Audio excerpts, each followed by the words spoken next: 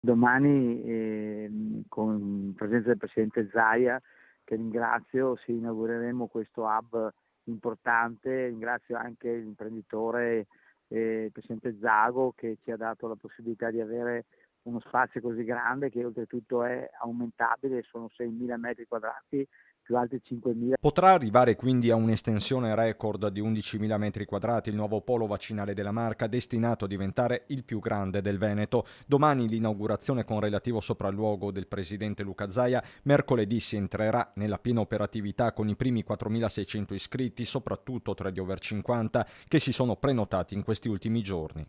Faremo vaccinazioni dalle 8 di mattina fino anche alle 24 di sera, perché sarà l'hub che oltretutto raccoglierà anche, come dire, le vaccinazioni notturne in futuro, quando avremo un numero ragguardevole di vaccini, in modo tale da poter fare 6.000 vaccini al giorno.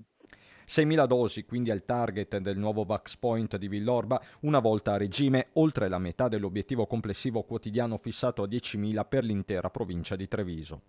Sì, 10.000 è l'obiettivo della Marca, comprendendo gli altri centri ovviamente, perché saranno aperti Ponte di Piave, Riese, Godega, eccetera.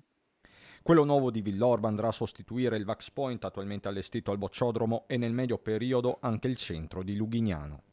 Avanti sempre, avanti tutta, fino ad arrivare poi al massimo regime nel momento in cui apriremo anche la sera.